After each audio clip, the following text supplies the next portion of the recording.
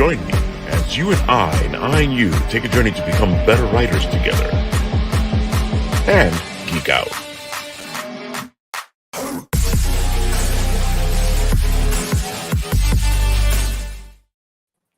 Oh, it's Lee. Anyway, hello there, Apple Bites. Welcome to the Written Writ. I am your host, Mata Sorcier, because Ralph is tied up in my basement somewhere. this is new lore I am finding out. Shh. No, that means I'm now in the basement of your basement. Oh, I didn't know I had a sub-basement. That's what I'm saying. You're changing the lore right here. You're changing my lore. You're changing my house's blueprint. Like, No. what's The going on here? lore was always I was in Ralph's basement. I don't know. I didn't even know we had an upper floor. Well, you learn something new every day. Speaking of which, we have Jay from Hit Point here and our friend Lee Kolinsky just dropping Hey, how in. you? Hey, What's up, guys? been a while, Lee. What's up? How much? How you doing? I'm alive and not on fire, so that is a win. Oh, okay, that's good. And The bar rate is low. And you're not in the basement of the sub basement. Yet. Well, when I check on Ralph, I'll have to.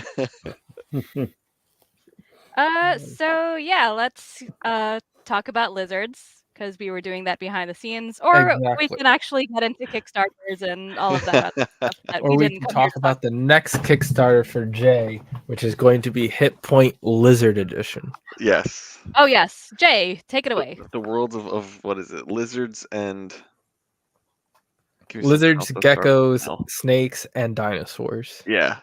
And tiny dragons. The lively lizards. Dragons. No, but appreciate you guys having me on again. It's always a pleasure to come join you guys. So our Hit Point Kickstarter is live right now. We actually are probably about halfway done at this point. We've fully funded in 24 hours. We are Congrats.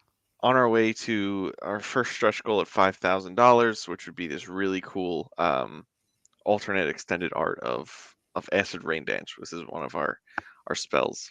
Acid Rain Dance reminds me of high school days. Yeah. So yeah, we're super excited about that. Our website is hitpointgame.com, and we have a link to the Kickstarter right on our homepage. Oh, cool. Nat, can you bring that up?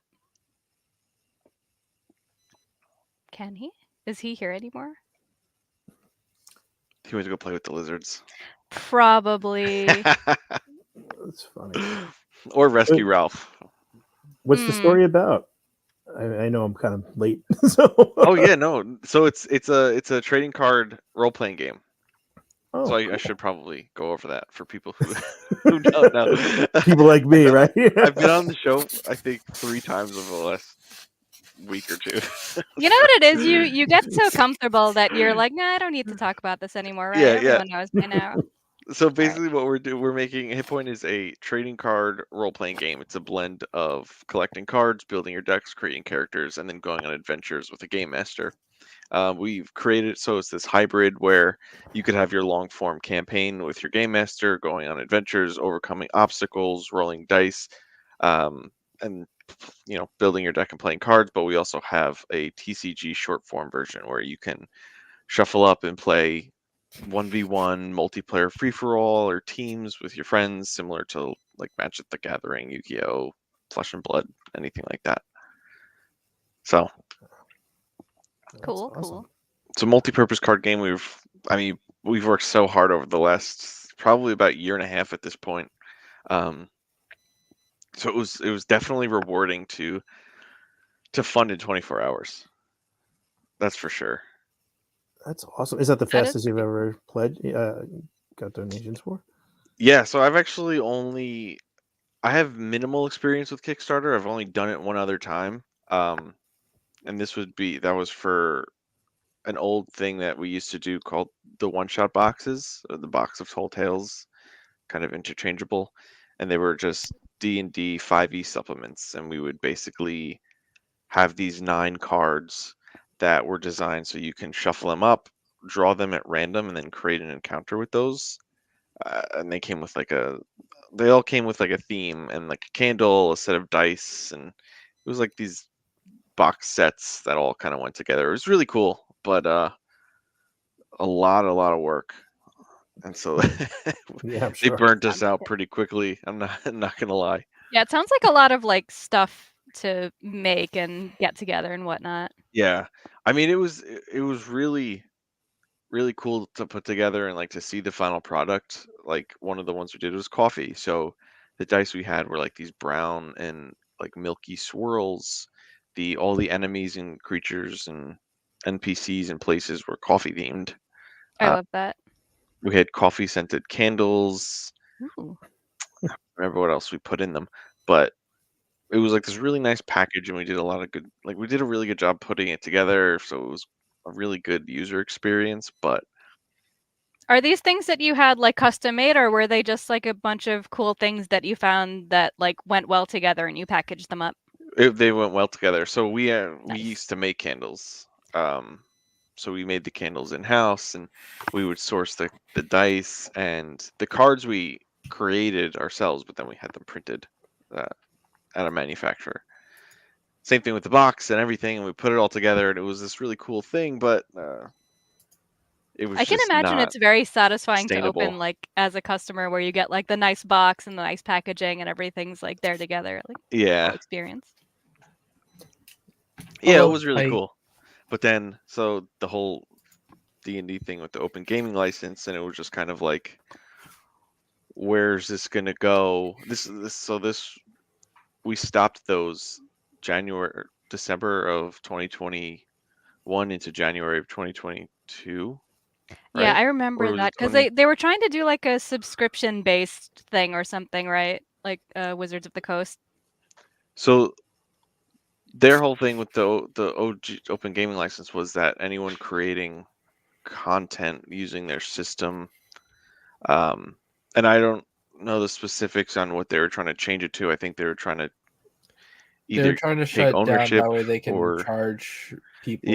get I royalties remember there was a for that. subscription fee involved and like people were not happy, like Yeah, oh understandably yeah, I know what so. you're Yeah. talking about. It was like 10K or something to use it for. I don't remember the Yep. details, but it was like It this was ridiculous. astronomical amount. Speaking of WotC, their CEO just stepped down today and quite literally Really? gave them a 2 weeks notice.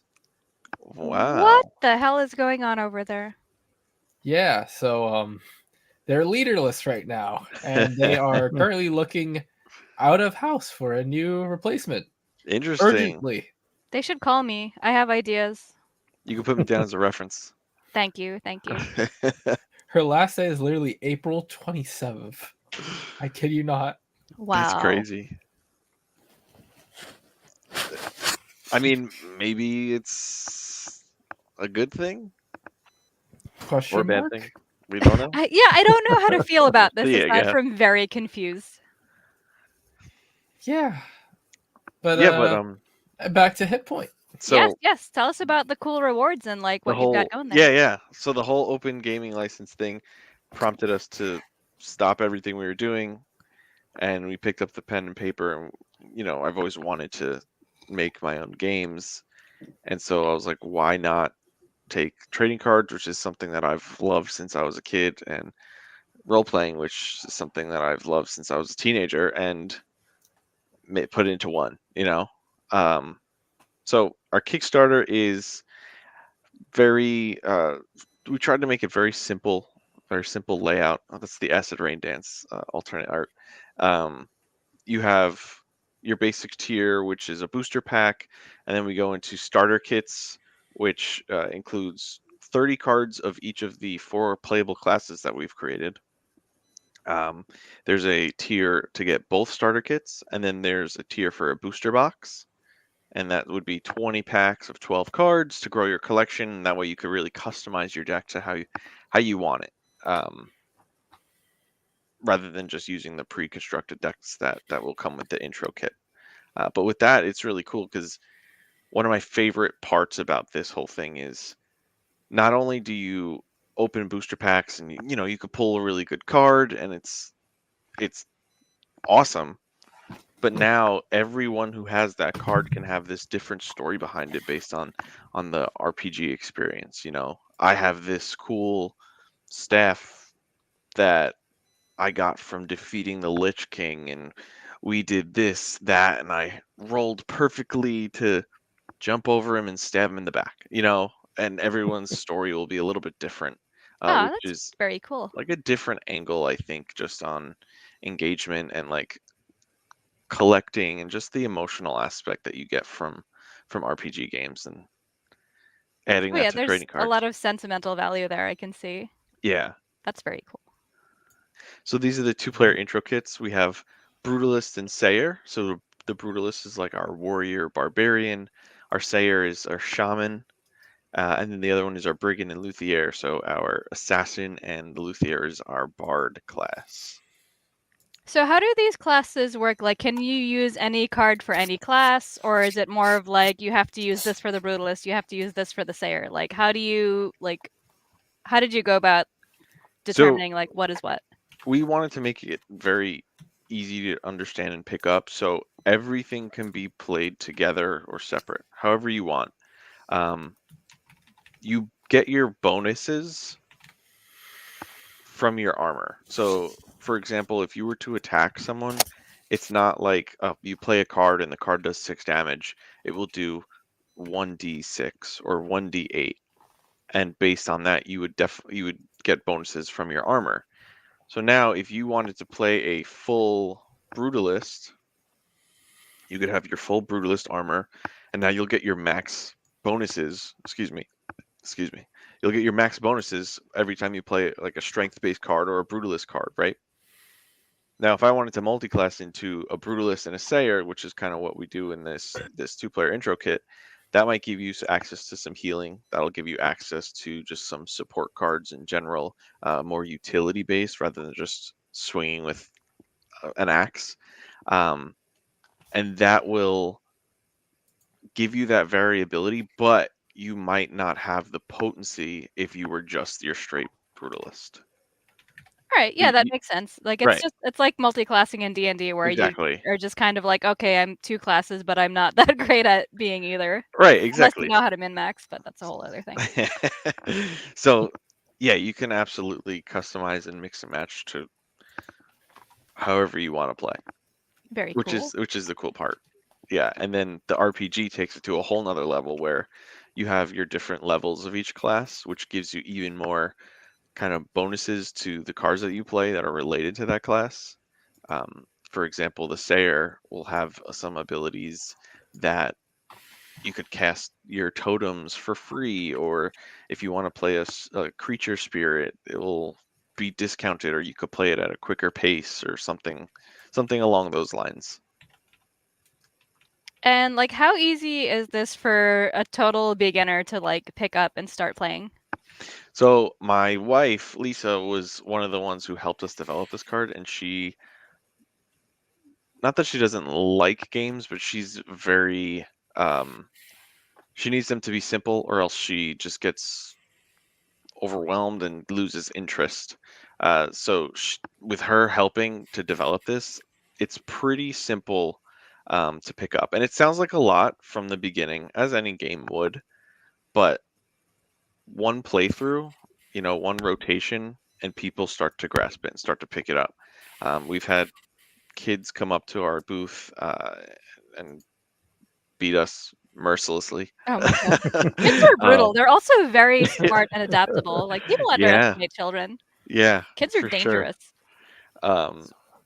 I mean, we've had people of all ages play without an issue.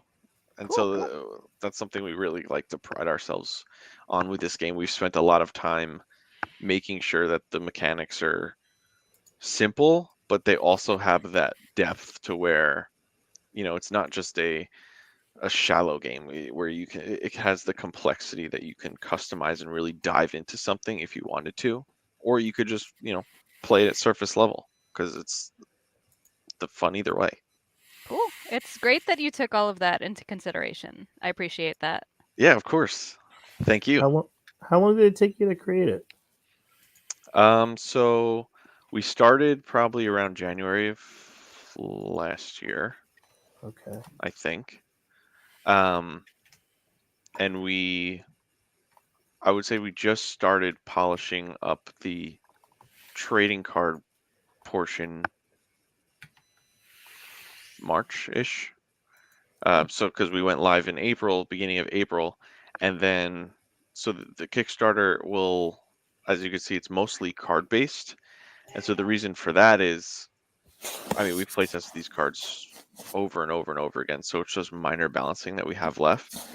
So once we get these out to backers, we have an RPG rulebook on our website that we've created, and we're hoping that people who have the cards can help us play test the RPG, because that's something that we've really struggled with, is finding consistent play testers for the RPG. And as you guys know, I'm sure there's just so many different situations and things can play out so many different ways in an RPG, and us having to be there for all of them just really slows testing and demoing down for a role-playing game and the mechanics of that. So that's how we're kind of progressing forward. So that way this rulebook that we have on our website is free for everyone to use. It's going to come with a one-shot, and that way we could adjust it and update it as we get feedback from people playing with their cards.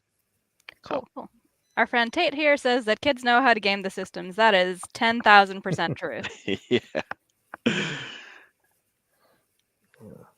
That's pretty cool. Getting kids to try to break the game is the best way to game test. Yeah, I have some friends who are really good at just like finding random game breaking things. Like I don't know how they do it. Yeah, we've come across a lot of people who specialize in that, apparently. By total accident too. It's not even Yeah. like they're looking for something, but it's just like, oh hey, I clicked this thing and this broke. I'm like, okay, well that's never happened before to anybody at all. Someone that we were playing with, who we've become friends with, he's come to a couple of our demos. He saw one of our cards and was like, I think I just broke this. And it's just so funny to be on the other end of that, where you try and think of all these scenarios and you're like, all right, let's put this out there. I think it's good. And then someone just glances at it for once and they're like, oh, this is broken. It's funny because that's a lot like writing, where you're writing a story and you think you have all of your bases covered, and then someone will message you like, hey, actually there's a plot hole here and this doesn't make sense. And you're just like, God damn it. I thought of everything. I know, it's tough when you're in the weeds. It really is. It's It's brutal sometimes. Yeah. That's but why you got to rewarding. suspend disbelief on some of this stuff with the potholes. Oh my God, seriously. Oh, we'll fix that in the next one. Yeah, there you go. Like, keep an eye out for the next update. Right. That's great. Sounds like Yeah, a it lot was of actually great at the this video was from the Long Island Tabletop Expo that was 2 weeks ago, I think. And we had people playing nonstop for both days. We actually had to take people's phone numbers down Oh my to goodness. call them when we were done with one game, so that way they can come back and join us. It's really cool. It's really cool to see It's people like enjoying having something a that you reservation put at the Red together. Lobster. Yeah, exactly. Nice. All you could eat shrimp. It's one of my Good favorites. stuff. Yes. I used to work at Red Lobster. Fun Oh. fact. Yeah. How'd that go for you? The It sigh wasn't- and the it wasn't silence says great. it all. Yeah. You didn't even need to have any words after that. Like, I knew where this was going. Somebody told me the biscuits were amazing, so I just bought the mix at the Okay. supermarket. So we're gonna test that out. I've never actually made the ones at the supermarket, but the biscuits I from think I have the restaurant are delicious. cheddar Oh, biscuits. really? Yes, Yeah. they're like, they'll give you a basket of the biscuits while you're waiting for the food, and then by the time you get the food, you're like, well, I already ate all the biscuits. I don't know what I'm supposed to do here. Right. That's how it is at Texas Roadhouse for me. You know, they have these little like warm bread. Oh pieces yeah, of it's bread, like you the know? pumpernickel bread, right? With like the Ooh. butter or something. That's the Outback. This one's a different Oh one. yeah. Yeah, Outback does the Outback same also thing. had it yeah. good, yeah. So yeah, no, it's like the Texas Roadhouse, like it's these square, like we call them hot buns or whatever. I don't know. We get their like butter on it, and they give you cinnamon butter, and it's like it's pretty awesome. Ooh, So cinnamon Sounds butter. amazing. And you It's just like a cinnamon roll before you get your food. Like, why do you even need the food after that? that's exactly right. We're like, we don't want to order, but then you feel bad. you just want to Like, sneak okay, out. let me just get like one, like a small coleslaw, and I'll just sit there and eat it for like $3 with my cinnamon buns. Yeah, that's Call a it a good day. idea. Oh, one time I went to Olive Garden and I got the endless like soup and Oh. salad. And the Yeah. breadsticks. And I Yeah. I had 2 bowls of soup, 1,000 bowls of salad, and just a ton of breadsticks. And I That sounds felt like a good day. disgusting afterwards. But I only paid like $10. That sounds like a good day. Also food coma day, but a good day. Yeah, Oh, for hey, sure. we talked about bread and we summoned Ralph. He's escaped. Somebody said bread. Yeah, guys, my daughter was taking a test on the computer, so I had to hold off for a bit. I'm getting on. If only there was a All right. solution. I know Nat was gonna say something, but if Only If there he was didn't a say something, I solution. would. Like this, me If and the Nat don't computer agree was on a lot, ready, but this is something we we agree would on. both be sitting here. So either way, even if the computer was ready, we'd be both sitting right here. So I couldn't do the show. Yeah, I had to borrow my computer back from my daughter. She kind of took the whole thing for the last See, year. that's or what so. kids do, right? Yeah, We were just talking about kids being absolutely ruthless, and yeah, They game the system and then they take your computers. yep. that's right. This And is then why they're you like, need to "What's make this a bad virus that I computer have?" so they can take it, and then you keep the good computer all to yourself. But you need to make the bad computer look cool, so that way they take it anyways. Put glitter on it. Yeah, glitter and lots of color. Put a glitter dinosaur on. Glitter color unicorn. I'm a sucker for glitter dinosaurs. I'd take a bad computer for a glitter dinosaur. Then you would have liked Bix, the convention me and Ralph went to last weekend. There were a bunch of dinosaurs, and some of them were in glitter. Yeah, Amazing. right, they were. I gotta say that was a fantastic convention. I rarely go to a convention and go, that was an indie convention. It was actually That's how you know it's a fun time. Exactly. And that was totally indie, man. It was like it was an industry city. It was just a lot of people. Like we knew 5 people there. 8. You sure 8? 8. It was still less than the people that were there. You still couldn't count them on 2 hands. We knew enough people that it was less than 10%, which Yeah. is rare. We did a lot of videos and we still didn't cover the whole thing. I agree, Tate. The world does need more glitter dinosaurs. I completely agree. I don't Glitter- think there's anyone here that disagrees on that. I mean, do we count translucents as part of the glitter? Yes. All right, then there's already enough. There could be more. There could always be more. What about dinosaur glitter? Like glitter in the shape of dinosaurs? Whatever you want it to be. Why not dinosaur sprinkles? What is stopping us? You know what? Our lack of creativity is what's stopping us, clearly. It's the only- Adulting. Mata, would you like to create a company with me and we make glitter dinosaur sprinkles? Yes. And we put it on ice cream? Yes. That'll be our Alright. next Kickstarter. There we go. Glitter dinosaur Done deal. sprinkle on the next. Going down. And it'll be glittery and sprinkly. And then you'll never make get glitter the glitter off. Right? It stay on you forever. There is It sparkling. is, yeah, it is the herpes of the craft world, so I hear. Have it for days. It's true. Yeah, and it just shows up when you least suspect it, too. Oh yeah, I've been I've finding been there glitter, for a year? glitter years after it showed up. Yep, It also burns. it does. Does it really? Get If it you- in- It burns. There you go, glitter herpes. Yeah, it's a thing. Yeah. Oh, that's so funny. I will never look at glitter the same again. Thank you. Know it for the disease that it is. Oh man, folks, I know you came on to the show thinking, oh, they're going to talk some interesting stuff. Well, this is interesting. Ralph, we started the show off talking about lizards. Yeah, you missed a lot. Oh no, I heard all the lizards. You didn't let us Oh, you did. continue our talk about lizards. You cut us off. For shame. Lizard. Yeah, we were just gonna turn it into another Discovery Channel at that point. Pretty much. Which, yeah, it would have been a good time. Good time. I should just I was thinking of just throwing you guys on in the middle of talking about lizards. That would be really funny. That's what we thought was gonna happen. You should have just done it. Yeah. Yeah, but I was on the phone, so it got kind of difficult to do. No.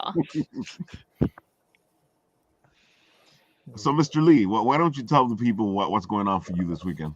Oh, Emcon this weekend. So I'm directing a live panel radio read of Mark Torres's comic book Designated. So we're doing that. We did it last year. We're doing it again this year. It's actually going to be pretty cool. So we're going to read his book live with actors. And of course, you are one of the stars in this. So Who, me? Yes, you, of course. Which one of us with an amazing voice is part of the radio play, I wonder? Exactly. So Mark's been I guess he's been working on this for 3 decades at this point. 31 years. 31 years. That is commitment. Wow. Yeah, so I was like, hey man, let's make it live. let's get some actors and do it, So it actually worked out pretty good last year, aside from a slight. Oh, it was a lot of technical fun, issue. man. Yeah. Yeah, it was a lot of fun. And this year, we did like canned sound effects and a movie score that we played while we were doing the read. This year we got a live piano player doing it. He composed all this music, so it's gonna be kind of crazy. It's gonna be fun. That's sounds very awesome. cool. I love how it gets like more and more personal and customized as you guys keep going. Like you just keep adding more and more onto it. Yeah, this was actually a pretty cool one. I was just happened to ask this guy that I know, Frank Barbera, how if he was he's a great musician. So I was just like, hey, do you want to do a soundtrack for this live radio show at MCon? And he's like, let me think about it. Yes, I'm in. And then you just first I was like, don't stress out. Just do like the intro and the outro and don't go crazy. He did the whole thing. What? So, I cannot fathom composing music. I do not know how that works. Yeah, well, he did it in a couple of weeks too, which I could not believe because I was thinking You sure he's not an android? no, he loves music. He's just in it, and that's it. So That doesn't rule out him being an android. Androids That's can love true. music I too. guess that's true. But it was pretty cool because he was just like, let me go and do this thing, and he played some of it on a Zoom with us, but you can't get the real feel. But we were kind of like, oh, this is gonna work, and then we're gonna just go live and see if it actually, how it's gonna come out because we didn't do a real rehearsal on this thing, so we're gonna see. So when he was composing the soundtrack though, did he have to listen to the OG radio play and then decide what he was Yes. gonna? Okay, cool. That's pretty Yes. cool. So he watched the video many times. He watched I think last year's MCon and the Comic-Con panel we did, and he was playing the music while we were reading, or actually constructing his composing, while he was watching the video. So it's actually pretty crazy. But it's cool. I'm looking forward to seeing how this comes out. And I'm directing it. I don't know. It's gonna be awesome. But yeah, Well, you did great at New York Comic Con, and that was that's major New York Comic Con. You did fantastic. That's a big deal. Yeah, at Emcon last year, I feel like I feel like now that you have 2 of them under your belt, this next one should be good. Yeah, no, I think this is going to be great. I just we like you said, we added extra element to it, so we keep on going. Just keep on building. Next year you have costumes and stuff, and I don't know. That's right. Just keep going with it. I love it. I was going to ask Mark. I know he's working on 2 now. Or would we tease some of 2 in the radio play? We were thinking about it, and then because of the live, piano playing. I think we kind of were just like, this is the new element this time around. And then he'll mention, too, and I think he's got his Kickstarter going too, or Crowdfunr. So, we'll mention it there. But I think the idea is also to see if we could get back into Comic-Con next year, and then we'll do issue 2 there, or at the end of this year. All right, look. I'm trying to show this off. Stop telling me to do things, Crowdfunr. I love it when they just completely shadow box you and you can't do anything, and you're like, I don't want to deal with this. I'm like, I'm showing things off on a live show, folks. Come on, stop throwing things. It's like, oh, you haven't backed this campaign yet. Why not? Now is not the time, Crowdfunr. Now is not the time. Yeah, I gotta say, at least Crowdfunr is a bit different. I think unlike Kickstarter, I think on Crowdfunr you're actually making the money as you go up, which means that people as you actually donated it or actually pre-buy your book, which is exactly what you're doing. The money's already going completely to the person. Oh, so it's not like they wait till the end and then they charge and then a bunch of people error and you're down like $1,000 or whatever. Like, no. Okay, cool. Not like I'm saying that from experience or anything. No. Yeah, I think this one's a pretty good site to try. The downside is that it doesn't have the kind of like organic reach that Kickstarter has in terms of like getting your stuff out there. They don't have the almighty algorithm. Right. I think another good thing about Crowdfunr is that you don't have to have an account. Oh. You can just buy the book. Oh, that's helpful. That is helpful. Because like I hate having to make an account for like one specific thing and then I forget about it and then like a year later it gets hacked and it's like a whole thing. Also speaking from experience. But even being like from the creator side, having people follow a Kickstarter is sometimes you lose traction because people have to sign in and it's not just a quick QR code, follow, done, Yeah, and you have to sign in, and then you have to put all of your credit card stuff, and you have to put your name and your social security number or whatever. Verify your email address, yada yada yada. What's your phone number? Your social security number. Yeah. I gotta say, like, mother's maiden name, street you grew up on. Yeah, that's one of the problems Mark ran into was that when he did the Kickstarter 2 years back. That's 2 years already. A year. Probably. Time is an illusion. We're still in 2018 as far as I'm concerned. Dude, 2018 was 2 years ago for me. So. Same here. When he did the Kickstarter, one of the things that people were saying was like, I just wanted to go and buy the stuff, and I didn't want to sign up for something and all, So I feel like he found a place where he can, people can actually just go buy the book. Yeah, that's really cool. Yeah. And the good thing is, it stays there because you can still buy Designated 1 on Crowdfunr. Oh, so it's like an online shop that just keeps going. Yeah. Apparently, I actually just got an email 2 days ago or something from Kickstarter saying that now they're piloting late pledges. So even after your Kickstarter ends, people could pledge after. Which I don't understand how that works. Then do you just get the money immediately? Yeah, like as people buy things, they get charged on the spot. Like BackerKit had a setup like that, which I liked. Okay. But BackerKit costs a lot of money that I don't want to spend. So if Kickstarter does it for free, that'd be great. Yeah. But yeah, it's just like you set up your own little online shop after the campaign. So people who are like, oh, I missed the campaign, sorry, like a month later, even though you've been like blasting it everywhere, like you just direct them to the shop and then they make another excuse or whatever. But you know how that goes. What do you mean you missed the campaign? I told you about it in person. Like, dude, I sent you a text about it. I said, hey, please put at least $1 so that it can up my backer count and make me look cool. And you didn't even do that. Like, you failed me. You had one job. Oh, man. It's funny because last year at Emcon, I had actually met with Jay. He actually got a chance to see Emcon. Yeah, Emcon was awesome last year. I know. I would love to go again, but my wife is pregnant. We're expecting our first kid soon, so that's been taking up a lot of time. Sounds like at least a minor inconvenience there. Oh, bring her down. Come on. It's Oh, a man. free con, folks. You're looking for a free con. Emcon is a free con. Go check it out. It's in a library. Dude, there's just so much good stuff there.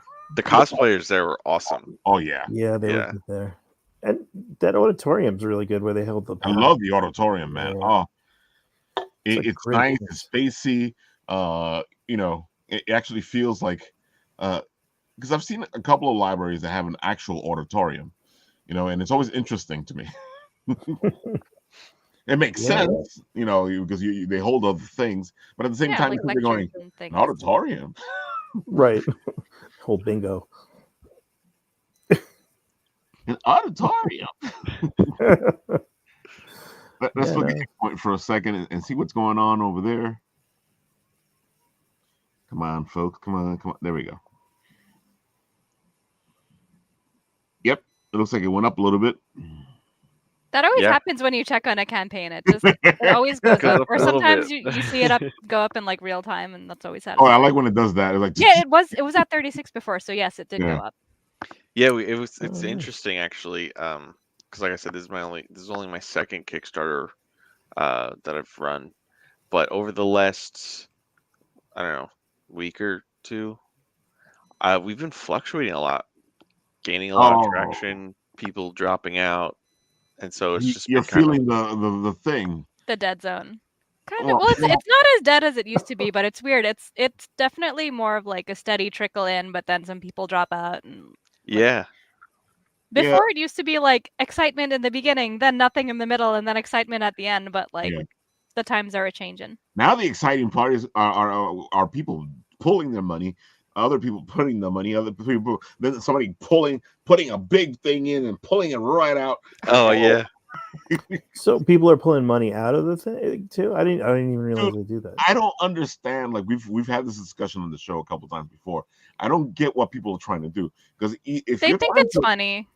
but if you're trying to mess with somebody, you don't know what's going on. You don't know if it's working. You don't know what. You know what I'm saying? Yeah, if I mess with someone, I want to see them cry. Exactly. Like, I'm not gonna be like, oh, I'm guessing he's crying now, and that's satisfying. No, I want to see the tears. Yeah. Right. Wow. Yeah, so Lee, what's been happening, and it's rampant now, is that people will put some money in to support the project, and then they'll pull it out. And it's usually a high amount, like at least like Yeah. $100 or so. Mhm. Sometimes $50, sometimes $100. I've had people pull out like $250. I'm just like, Yep. oh, my heart. Oh, that's so crazy. Like I don't understand the purpose Do you guys of that know at all. why? I had a Because few they think it's theories, funny. but Yeah, what's your theories? I'd love to Yeah, hear I them. want to Well, know. Yeah, go ahead. one of Jake. my theories is, financial positions change. People need money, but they also don't I get changed. understand. Yeah, but I understand that if someone's like, oh, I put in $30, but like, I just lost my job or whatever. But if someone is willingly putting in $250 and then pulling it out, like something is wrong there. Yeah. Yeah. Another thing I thought of was people putting in so that way it gets funded, and then once it's funded, they pull out. Some people That do happens too, yeah, because they think that's funny. Well, luckily Kickstarter now they've had it for a while, but it's like if the campaign is funded and if you're trying to like pull out money on the last day that would put it under funding, you can't do that. Oh, that's okay. nice. Yeah, because it's Okay. been so common that people have done that. Like there are people who have put in like $1,000 into a campaign that's like, a $2,000 campaign or whatever, and then like Right. the last 6 hours they'll cancel and like put it under again. That's Which messed Oh, up. that's annoying. like get a hobby, Yeah. please. Just That like is find messed something better to do with your life. Well, it's just a waste. Did they? I don't know. I did Kickstarter a long time ago, but I don't remember that being a thing. Oh, it's a more recent thing. It I probably feel like happened it before, yeah. I feel like it really picked up during the pandemic because people had like shit else to do for entertainment. I don't know. Yeah, I guess so. They had to get creative. Yeah. Let's just mess with people and their financial status. Yeah. Yeah, right. I know they're crying on the other side. In, out, cry, cry. I can't see you, but cry. In. Yeah, meanwhile we're all just rolling our eyes like, just get a life. What the hell is wrong with you? I just want to create here. Yeah, know, seriously. It bugs me out because the Kickstarter people are already having enough trouble. Especially if I find that everybody's more relaxed once the campaign funds. Once the campaign funds, Yeah. you're still stressed, because the campaign's funded.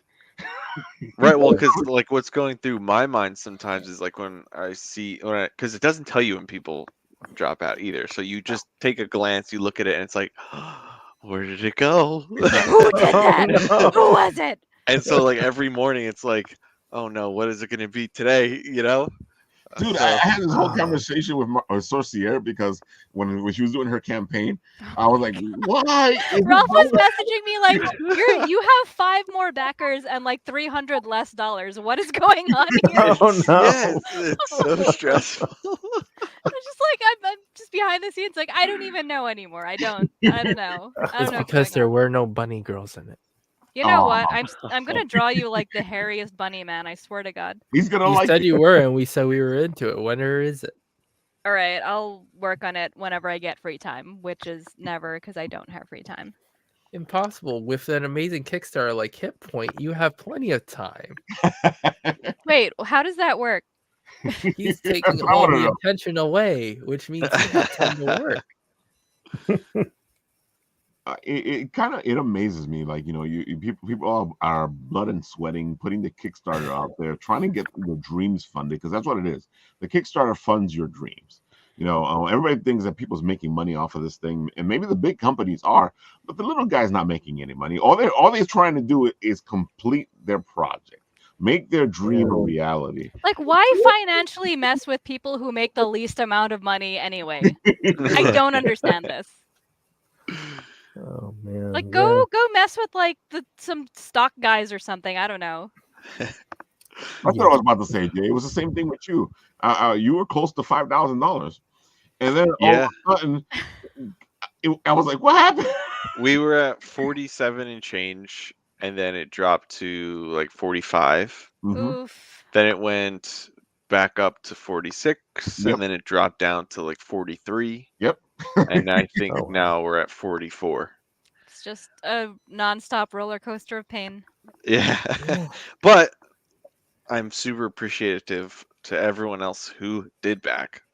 Just because, like you said before, I mean, once you fund, it's like, I don't know, it's euphoric. It lets you relax. Yeah. That's why I tell people all the time: just help them fund. You know, then what most people do is sit there going, "Come on, get a little bit more money, get a little bit more money," because nobody puts the amount they actually need because they're trying to fund. Yeah. You know? Yeah. Yeah. Yeah. So they lower the amount so they can fund, and then they're trying to get to where they need to be. Yeah, most Right. of these people who even ask for like $3,000 really probably need more than Yeah. or like, I don't know, 8,000 or 9,000 or whatever to actually like make up for all of the money they invested into the project. Yeah. Oh, Yeah, for sure. definitely. That's what we used to try that for film, and that's always like a big chunk of money. You're Yeah, also looking to get, filmmaking so- is much more expensive because there's so much more that goes into film than just like a drawing of a thing on a piece of paper. Right. And you still don't realize what you need. Sometimes you hire artists to make sure your vision is where it's supposed to be, or at least to show other people what your vision is, so they can give you the money that you need to be. Oh god, yeah, Yeah. like all the storyboarding and stuff. Like Oh, Ugh. Yeah. yeah, Lee. It's I know we're talking about the Kickstarter, but I know it's the same thing. It's horrible for you guys too, because you know, trying to get that money up there, because Yeah. especially with film production, you know, you have to put money out there to show people what you're trying to do, so Right. that you can make the money that you need to make. Right. So it's I guess like I'm glad that iPhones exist, right? Things like that where you can This kind is of a great camera. you know? Also, if you want a good cheap phone with a good camera, Google Pixel is also up there. Just saying. Definitely. Yeah, I mean that's the thing. I mean, like if you think about all the words you're writing and putting on that page, and then you're trying to talk about a film, it's like probably a good idea to have a video or of something, Yeah. you know. And it's tough, you know. You got to get actors involved if they want to hopefully get somebody to say I'm the star of the film and talk about that, because as a writer or a director or producer, most likely for indie stuff your name's not really out there, so it's like, who is this guy and what have you, and you can What show Hollywood movie did you do? Like, none of them. right. Exactly. I didn't see you in anything in the last, ever. So, it's Yeah, it's the same thing with comics when you're like, oh, I'm a comic creator, and they're like, oh, did you do Superman? Like, no, I didn't. There's a whole other market besides Superman. Come Yeah, on. like the indie scene is great, and you get some good weird shit in the indie scene too. That's true. Definitely. I do feel like for both of them, it's gotten easier to at least show people what you're trying to do, because in the old days, it was much more difficult to show people because especially with this, because you can actually film a bunch of stuff and actually show people what your idea is, at least the idea of what you're trying to do. Yeah. And I think just people are more visual these days anyway. So for sure. Attention span isn't really there. So, they're visual, but for like exactly 25 seconds. Yep. Yeah. Conditioned by TikTok and Instagram. But actually, with Instagram, I think it's like 10 to 15 seconds too. So it's like if you don't get their attention in like 15 seconds, like don't even bother. Yeah, they were saying like the 7-second rule back in Oh the day. no, it's getting shorter and shorter. It's like when I did videos, like drawing videos for Instagram, like it would take me 2 hours to do something, and I'm like, how do I condense this down into something under 10 seconds? Right. Horrible. Ridiculous. I know. Completely horrible. Yeah, I hate editing. Seriously, it takes longer than like recording the actual thing. Yeah. And then trying to make it like viable, it's even worse. Like you have 5 hours worth of stuff, and you need to put it into 15 minutes. I mean, 15, not even 15 minutes. 15 seconds, dude. 15 seconds, yeah.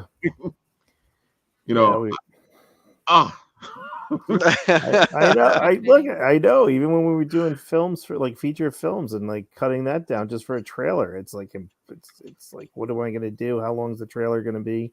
And you know, speaking of that, sorry to cut you off, but then it's like when you see the trailer and people are like, "Oh yeah, but that's just all the best stuff in the trailer." And it's like, yes, because that's what you want in the trailer to get people exactly.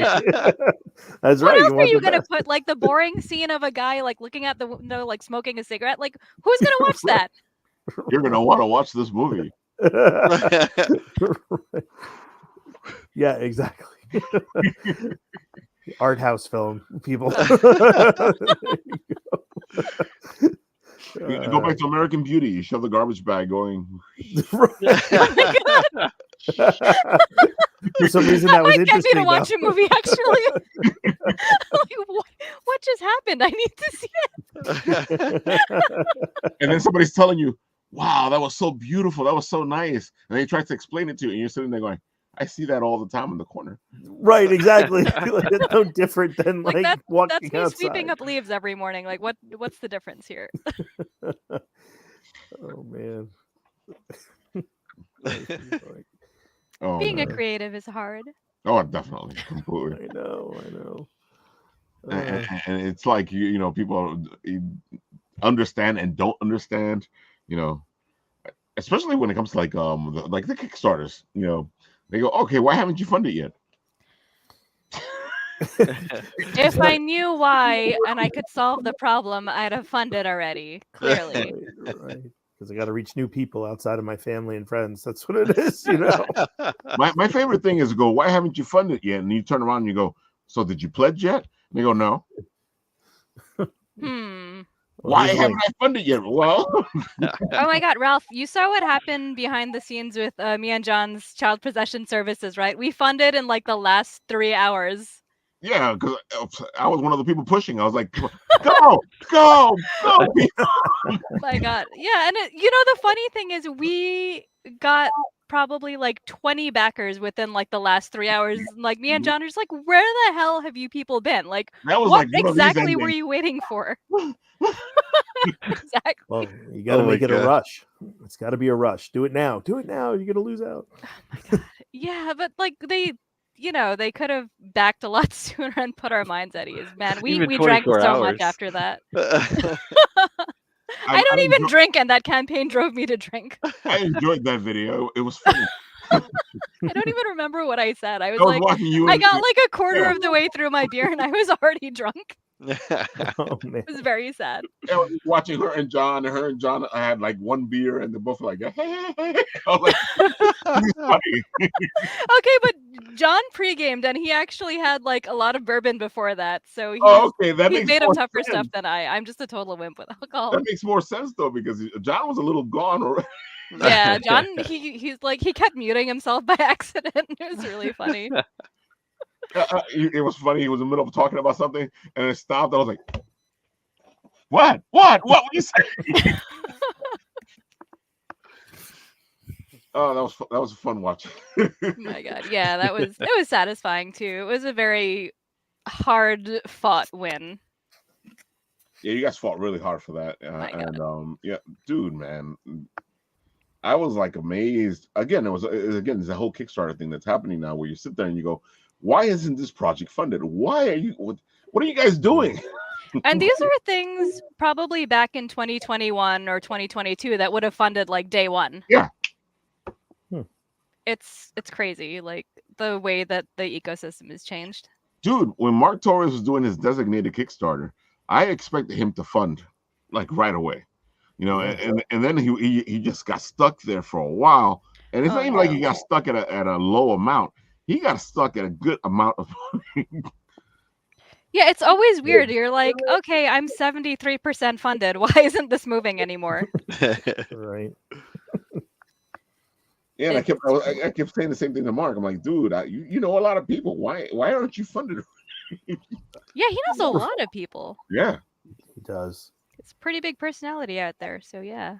And he helps a lot of people. So you figured there'll be a reciprocal type of thing. But I know one of the things that Mark ran into was that a lot of the people that do support him, again, they had an issue with signing into Kickstarter and all that this stuff. Yeah. Well, I'd like to think that our radio recording did helped. well. Too, yeah, helped. It helped a lot. We had a lot of fun with that. I remember last year what we were doing was showing off a part at a time. Yes, and that got a lot of buzz. Yeah, I mean, I think it's kind of cool. I mean, we just put that together on a Zoom, and it's got the music underneath the read with the special effects, and put it out piece by piece. I think definitely helps. I thought it was kind of different. To kind of do that. I think you're onto something there. I think it's kind of a cool thing to do. Like, why not have some actors, read your story, to help raise your money, I mean, I think it's kind of a cool thing to do. I think it's a great idea. Yeah, and I think that, there's a lot of actors out there, independent, that are just looking to do work, and some will do it as favors and whatever, and they'll help, raise money for, a good cause, It's a good look for them too, especially if they're doing it to like help raise money. Yeah. Yeah, and it's just fun too. It's just fun, if everybody gets along and they have a role or two and they could, they enjoy the story itself, it just becomes a really good time. And you don't have to really go on set. You're at your house, that is your set. So it kind of works out. Yeah, you can just be chilling in your pajamas, just doing your little radio show. That's cool. Exactly. The fact that we got to do it in front of an audience was surprising and amazing, New York Comic Con was like an experience and a half. I was running around so much that day. I was like producing this thing and directing, and I'm just like, oh my gosh, this is crazy. I have to like set up cameras and do the sound with the guys on the booth and everything, and make sure you guys are sitting in the right spots and the whole thing. Oh, do we have 8 microphones? That was like a worry. It was that sounds crazy. Stressful, but like fun stressful. Well, that's what it is. It's a fun, stressful thing because you first you're like, oh my god, is there going to be an audience that's coming in here? Because, because right before us was like was it a Star Trek podcast or something? It was like right before us. It was something big. Yeah, it was a Lucas thing. It was a Star Wars thing. Okay, there you go. And then like next door was Kid Cudi, and he was doing his Star Trek announcement. So I was like, oh my god, and that was a big line. So yeah, that was a huge crowd over there. Oh my goodness. No pressure. I know we need some spillover. Please come in. I think what helped out was that Trauma was there, and that got us a good crowd to come check it out, because Trauma has a lot of good people that follow, Yep. Yes, Trauma helped a lot, and we had the guy dressed up as Toxic Avenger, and Yeah, Toxic. and he was ran around, and he was giving out flyers and stuff to come to the panel. So that was really good as a hype That's some man good there. marketing. Yeah. Yeah. Oh yeah, and it was really successful, and we had a pretty good crowd. Yeah, we had a great crowd. Yeah. Let's see. DM is saying I had voice actors voice my 2 trailers and play a D&D prequel with me for my upcoming comic. Nice. Oh, that's fun. That's pretty good. That's awesome. That's the same thing I was doing with Charles W. Morgan with his Cold Cutter. He was like, "Oh, Ralph, I need a detective guy." I'm like, "Come on, I'll voice it." And we did the whole thing, and it's been a lot of fun, and it's a little different. It gives your trailer something else. Yeah, I feel like you have to add that extra element in there sometimes, Especially now, since with Kickstarter, I don't know if you noticed they changed their interface. So when you're on the platform and you hover over like a campaign, there's no information about the campaign, but it's like the trailer video will just pop up like right there. So it's like more pressure. Yeah, it's more pressure to make like an interesting trailer video. Because they before it used to be like, all right, the project title and then your little subheading, but now it's just project title, and when you hover over, it's the video. So I'm not too thrilled with that, but like whatever. Kickstarter's making weird changes. Speaking of trailers, let's show off a little Hit Point trailer here. I know people had a lot of questions about how the game runs and stuff, and they did a great job with the Hit Point trailer to explain a lot of that. So let's show it off a bit. Welcome to Hit Point, an original multi-purpose card game where players engage in interactive battles either as a standalone trading card game or seamlessly integrate their customized deck into a tabletop role-playing adventure. When playing, your deck is your health, which is also your main resource to play cards. This keeps the game fast and simple while giving a satisfying visual effect to your character's exhaustion. Players build 60 card decks consisting of weapons, armor, attacks, and support cards. Each person begins the game with a complete set of weapons and armor, then the decks are shuffled. All players start the game by drawing 6 cards. Players roll a die to determine who goes first, and the player with the highest roll starts by drawing 1 card to begin their turn. Players get 1 action and 1 reaction to use, which resets at the beginning of each of their turns. Cards marked with an A use up an action, and cards marked with an R use up a reaction. Most cards have an exhaust cost, which is paid by flipping the top card of your deck to the exhaust zone. Cards in the exhaust zone may only be retrieved if you are healed, as they are then shuffled into your deck. When playing a card, simply follow what the card text says. When you play a card with power, roll the appropriate dice and add whatever bonuses match in the top left corner of the card. For example, if you play a card with the swords icon, which is the strength icon, you'll add the total amount of strength bonuses to your roll. These can be found on your armor. When an action is played, all players have a chance to respond with a reaction. Once all reactions have been played, all cards resolve in a reverse order and then play passes to the left. This process repeats for each person's turn until a player wins. Winning the game is simple. Outlast your opponents while having cards remaining in your deck and or your hand. This is exactly how the combat plays in the RPG. The only difference is that each player's deck size varies depending on their character's health. To create a character, players choose from a list of playable species and classes, each with its own unique skill tree. These skills will influence how you build and play your deck, although building your deck is completely customizable. Campaigns consist of a game master who guides the rest of the players through the world. The game master can build decks for each of the encounters or use pre-built monster stat blocks. This game utilizes a D20 mechanic, meaning players will use a D20 to overcome any non-combat obstacles we call conflicts. For example, if a player wants to search a room, they would roll a D20 and add any knowledge bonuses they have, and hopefully roll high enough to succeed. For more in-depth information, check out our complete rulebook on our website, hitpointgame.com. Back this Kickstarter and get access to our first set, Corruption of Hossphere, along with intro decks and branded merchandise. Get more out of life. Back Hit Point now. And there you have it, folks. Hooray! Yay! A That whole was lot. awesome. I hate hearing my voice. Don't worry about because it. I hate we- hearing my voice. Yeah, we never sound the way we think we sound. No, It's a at weird all. experience. Yeah, for sure. At all, man. I'm telling you, when my voice is in my head, it sounds totally different than when I hear it. Whenever I record it, and I'm like, "Ooh." Like, who is that? Do you guys ever get where? So this happens to me all the time when I try and record, and I say things very weirdly. Like I don't know if you noticed in the video, I said obstacles very, very strange, and it's just like I don't talk like that normally. So why did that happen? Spur of the moment. Well, part of it Pressure. is that we're trying to say the word properly. You know, Yeah. so you will Right. say it as phonetically as possible, or sometimes we say certain words and we say it a certain way, or we muddle through certain words. I tend to mumble a lot, so I have to pay attention to what I'm saying in order to make sure that I say what is supposed to be said. Because if I let myself talk normally, I get all this mumbling that happens. Yeah, if you try to freestyle it, there's a lot of like Yeah. the thing. What the hell was I supposed to be saying? Yep. Yeah. I know. At They least I'm call not me alone. Mumbles too. So Did you're you read it? not alone, Jay.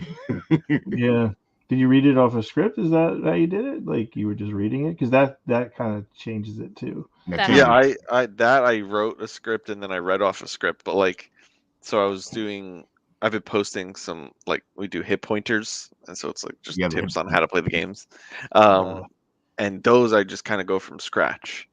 But it's easy with TikTok because I could pause, start recording again, and then TikTok backspace if makes I it don't. so much easier. Yeah, I'll be like, okay, I'm gonna say this part, da-da-da-da.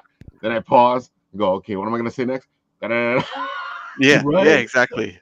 And I'll just find myself sometimes just rambling about things that don't matter. And I'm just like, this is That's supposed to be a TikTok. 60-minute video or less, Put it into you know, blooper reel. a 60-second video or less. And it's just like, oh man. Yeah. I did a commercial, I guess a spot for Mark's radio show for my screenplay contest, and I first thought I could just wing it and just record it and send it over, and I should have known better because I do it for all the time, but I was like, oh, I could do this, and I'm like, nope, I better just type this out because I did like 20 takes or something. Oh my goodness. I kept on like messing up the words, but eventually I got it down. People say that all the time. They're like, oh, that was a nice little 15-second video you did there. Why don't you do more videos? I'm like, because the 15-second video took 2 hours to do. That's sheesh, man. I don't want to do a bunch of those.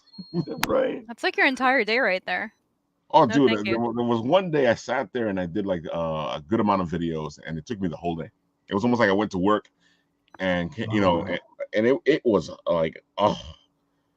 And I'm the kind of person that will redo a bit until I'm happy with it, and I can be a very bad critic of myself.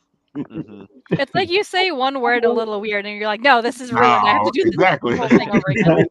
Yeah, I've done like 12 Kickstarter campaigns, and every time like I've still had to like do it from a script, even though it's like things I've said 1,000 times, because once the camera's on, the brain just shuts off. Oh, Yep. yeah. Like, I know I did these like screen capture video user guide things. So you just like kind of follow the website, just kind of click areas to say like, oh, over here, this is where you click to go and do this or do whatever. And I couldn't do the audio and move my mouse at the same time. I was like, this is just not working. Multitasking is hard. I know. Dude, like when I was behind the scenes trying to show off the stuff, it's so much easier because I'm like, okay, they're talking. I don't have to. There's times if you're paying attention and I'm trying to get something done behind the scenes, I'll be like, okay, guys, and and then I have to like keep talking while I'm trying to find whatever. Right, and It's nobody hard. understands. The Yeah. brain can only do so many things at once. Multitasking is difficult for sure. I realized that Mark Torres made a video, so let's go check this out. Enjoy the amazing Troma Presents comic book premiere of Mr. Mark Torres, comic book called Designated. It's going to be an amazing event in 2023. That's so funny. Yeah. That's adorable. I was wondering what he put up there. I was like, what did he put up there? You gotta love him. He's fantastic.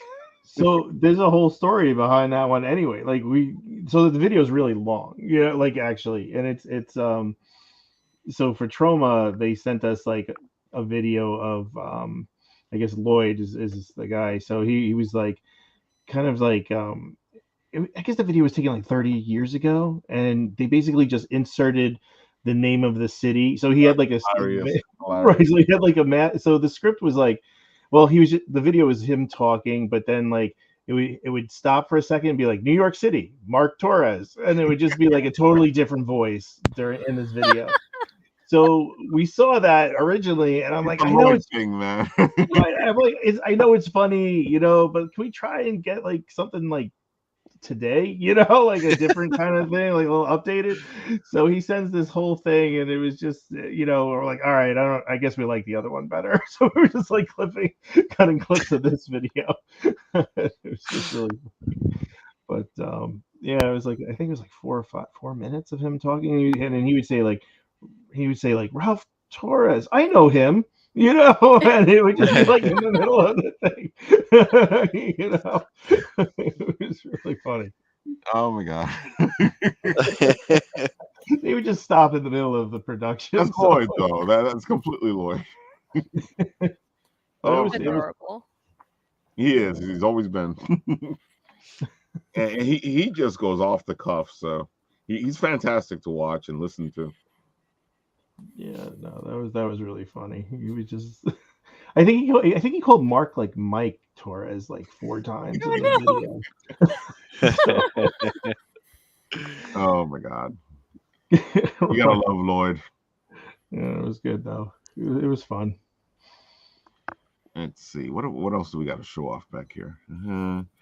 All right, let's try to help Phil Russert out here. He is doing his Kickstarter for his art book. Oh, there he goes. It went up. He's doing his Kickstarter for his art book here, which is a classic art book. You remember the classic art book, folks. It's the one that weighs a ton, and it used to cost us about $60 to $70. I think now it's like it costs $150 to something like that dollars to buy one of those. Thanks, inflation. Yeah, he's selling his for like $100, which is pretty cheap. And at the same time, this whole thing is to help pay for his book Papa, which he's making for his father. Sadly enough, his father died recently, so you know, he can't get it to his hands, but he wants to make sure that the project is done. It still needs to live on. Yeah, it still needs to be happening. And he has so much happening here in this project right here. He's actually selling a lot of the art that he thought he would never sell, you know, and because he's trying to make the money for the book. And he has all this art on the site, and a lot of it is from artists that you all know. And yeah, he's had some huge names doing covers for him. Mm-hmm. So go over there, support, buy the book, buy some art, go do something, go help him out, get this book done.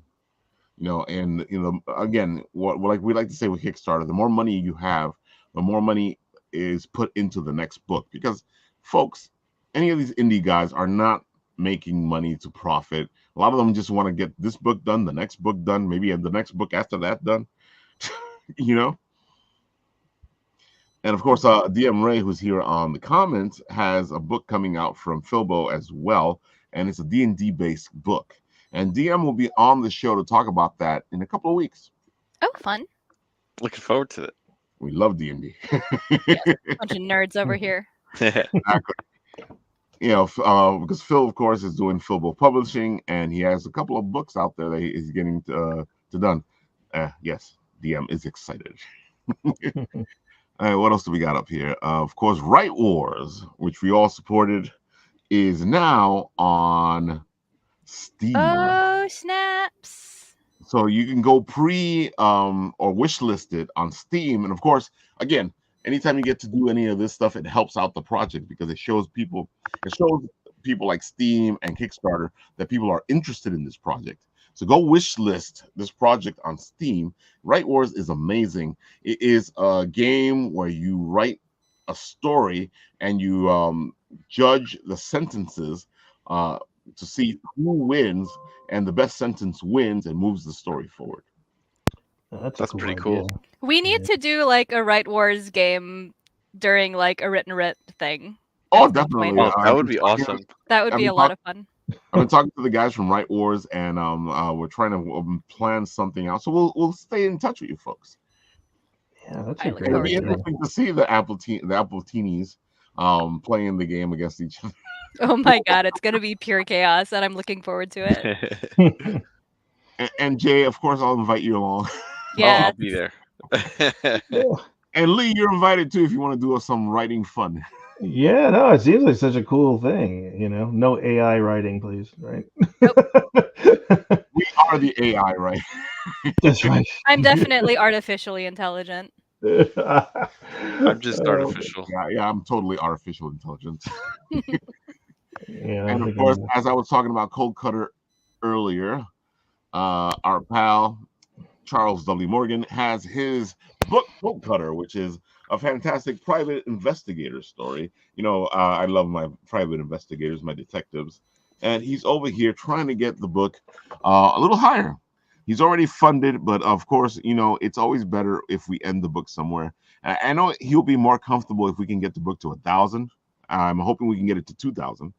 That would I be cool. think 1,000 is the threshold where he's comfortable. That doesn't mean anything. Yeah, that's like yeah. okay. I didn't lose that much money. Exactly. Yeah, we want to get these as high as possible because I know it did not cost him $500 to make No. this book. And when he was here on Monday, I asked him how much would make you comfortable, and he was like 1,000. But of course, we need more than that. But 1,000 would mean that it's not so much money coming out of my pocket. Yeah, it hurts less. There you have it, folks. Let's see. Kickstarter. Oh, Sorcerer put something over here. Let's see. Somebody's doing the pre-launch thing again. Ooh, this looks interesting. Sorcerer, I think you should talk about it. Yeah. So this is my second attempt at launching Sacramony 7. I had to cancel my campaign the last time in February because a lot of shit happened at once. Like, my dad was in the hospital. He caught COVID, almost died. My whole family caught COVID. It was a terrible time. So yeah, I had to cancel the Kickstarter because I was like, there's no way that I can put my energy into that. So I'm relaunching Sacramony 7 probably towards the latter half of May. I have to finish up the work with Child Possession Services, but I'm just, doing the follower pre-launch thing in the meantime. As you can see, I did a new cover. I was going to say, this looks completely different from what we had over here. It's beautiful. Thank you. So was the other cover, but I was like, wait a minute, this is different. Yep, just changing it up. Yeah, because I figured I had the extra time, so I actually did a spicy, not safe for work cover. Because why not? I was going to say, I felt like there was things being shown that were That was definitely the intention. Yes, it's to because you know what, like, Sacramony isn't like a sexy porn cheesecake story, but like you got to do something to get people's attention at this point, especially on Kickstarter, and like. My not safe for recover is still very like artfully and tastefully done, so it's not like gratuitous weirdness or anything. So like it still stays within the realm of like the feel of Sacramony, and it doesn't veer into like trashy, tasteless, whatever. Because yeah, I've seen some covers out there where it's like this is a wholesome story about like two friends, a librarian drinking beer. Yeah, it's a librarian. It's not like a sexy librarian, but yet there's just like genitals all over the cover. She's opening her book. Oh my god! Oh man, I don't even know what to say. But that's what it is. That's exactly what it is. So yeah, I'm trying my hand at like something a little spicy just to see how it does, and also because it was fun to do and it's still very pretty. And yeah, so Sacramony is the story of a girl who died, but then she got better. And the catch is that she now has magical powers and she has demon wings that she has to hide from society. So it's kind of like her and her mom just trying to have a normal life in the big city, and if you're someone with demon wings, your life is not going to be normal. No. That's pretty cool. Thank you. Dude, yeah, it's cool. And again, I still one of my favorite meta lines is, I do all this work. I could barely afford to pay No, myself. I can't pay for myself. I can't Like, pay not at all. Because, like, yeah, for those of you tuning in, I do all of the art, all of the writing, all of the editing, all of the lettering, all of the marketing, the shipping, the everything. I don't know how I'm alive right now, but here I am out of spite. It's a lot of work. It's a great effort to go and do this. I mean, just I know from my point of view, it's the same thing. It's just constant work. You're never really done. you know? And it's like, you know what? Like, I have to make it happen. I'm very passionate about the story. Like, it's not just like, oh, well, it's another fantasy story. Like, it's a story that's very close to my own heart. It's about kind of like, the immigrant family story, and also just like feeling like an outsider in a world that like doesn't want to accept you. So yeah, there's a lot of themes of like, people just trying to fit in. Thank you, Tate. I appreciate that. It's too spiteful to die at this point. Exactly. But We yeah, ain't letting you die. We ain't letting you go, man. We're gonna make sure this gets funded again. Yeah. There's a lot of just like very real topics of like family, friendship, like love, not even in the sense of like romantic love, but just like familial love, like unconditional friendship, things like that. Like there's a lot of very human themes, even though it's like this fantasy story about gods ruining everything. Sounds like gods. Yeah, and there's like lots of unresolved grief and things like that. Like it still hits very close to home. So it's not just like, oh, another fantasy story going on a quest and doing things. Like, I don't mind me some D&D stories, but like it's more on like a relatable personal level. But isn't that all the fun in a D&D story? Isn't that what usually we remember is all that weird personable stuff that happens in the story while we're trying to get to the fantastical stuff? Yeah, it's the friends we make along the way, dude. It was never about the dragon, unless the dragon becomes our friend too, and then that's like a whole other story.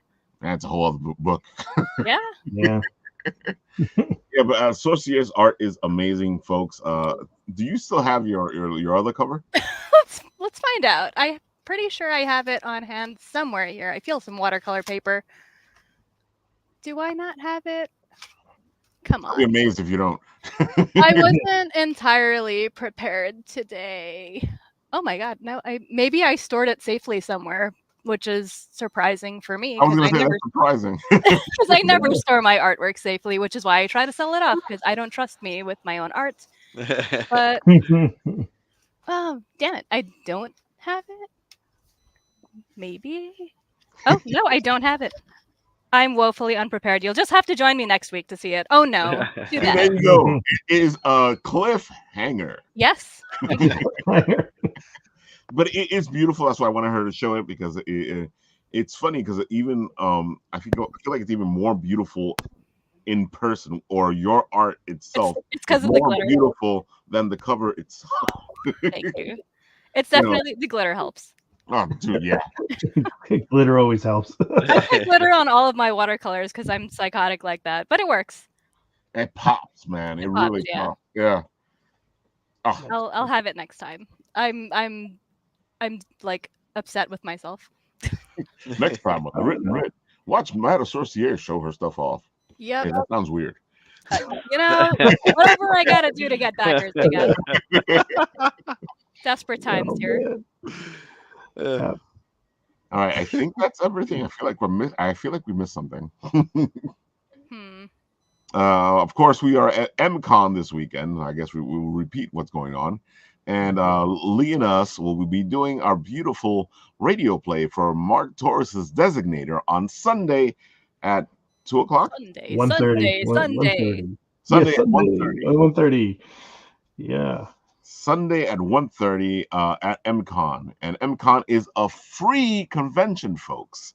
So, if you want to go down to Long Island to the East Meadow Library, you can go check out this beautiful free con that has a lot of anime influences and a lot of beautiful stuff that you can go check out. Jay himself went last year and he loved it. It was awesome. It really was. Free cons are great. There's just Yeah. there's so much more energy there because people didn't spend all of their money just to get through the door. You Right. can actually buy stuff at the con. Yeah, right? Right. Yeah. You actually buy things. It's like, why did you buy something at the con? Because I paid $50 to get in. Yeah. Mr. Nat, are you there? Barely. Well, Nat's not feeling well, so that's why he's been quiet on the side there. We got anything that I noticed I didn't get heckled that much this time.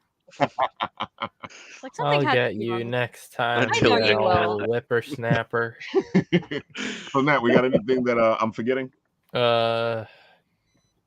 Pat Shand has like 2 books going on. One of them you can got 5 show, books going on. actually. Yeah, Pat Shand always has 2 books going on. This is not that's like No, the sky's blue, water's wet. last week he had 3. Yeah. Oh my Here, Ralph, you could show that one, but the other one's Nippy, which is a parody on Frozen. I love the title.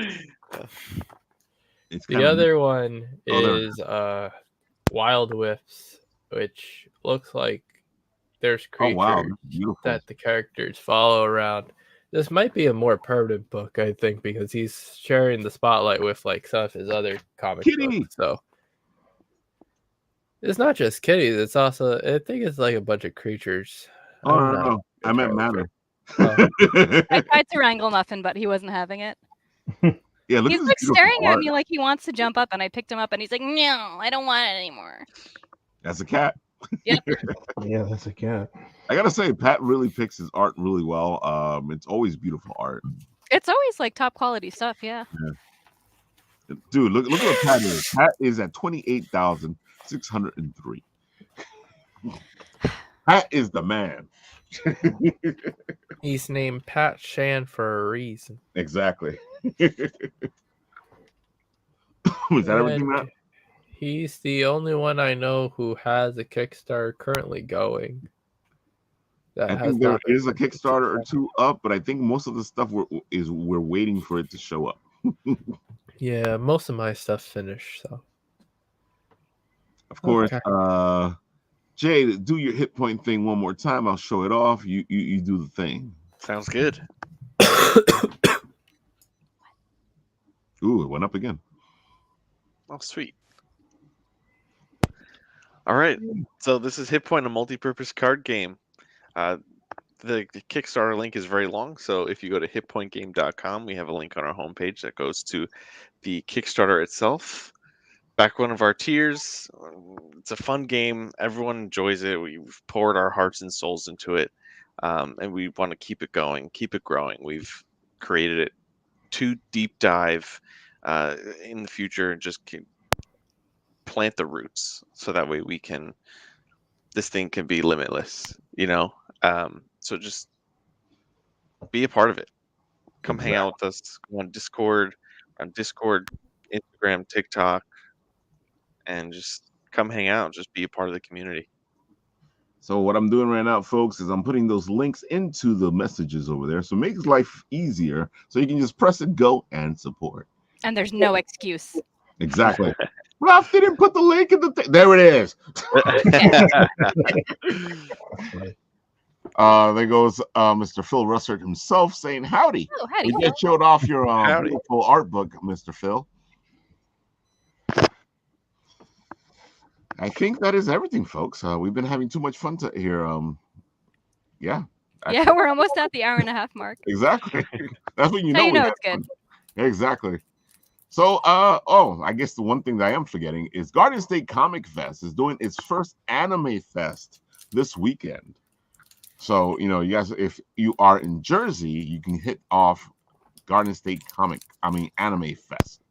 It'll be their first anime fest. Gardenstate Comic Fest is doing Gardenstate Anime Fest. That reminds me. Tangram Square, Flushing. This That's weekend, right. there is a convention where we know a decent amount of the people there. Some wonderful friends by the name of Crystal Heart Cat and Friends is currently tabling for the soft launch of a new arcade that is opening up over there. Ooh. Well, folks, you got a lot of stuff to do this weekend. There's no excuses. Go out, do something, have fun, enjoy life. Seriously. Yeah, exactly. Look at Phil. Phil's been getting. I was putting a Nike together for Melanie's 12th birthday tomorrow. Happy birthday, Melanie!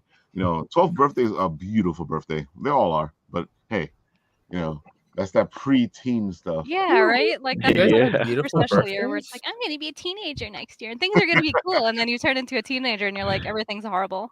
I hate You my guys have- life. Yep. You guys have I hate beautiful my life. I birthdays? hate What my are you guys parents. I hate talking my about? teachers. What are you guys talking about? Beautiful birthdays? What? Oh, Phil's correcting himself. He's a bike. I was gonna say, damn, you're making Nikes now. Phil, I Got a know bunch of you're children the in his man. That's funny. Oh my God, folks, we are having too much fun here, but it is time to go. And of course, on this show, when it's time to go, I press the button, and where it stops,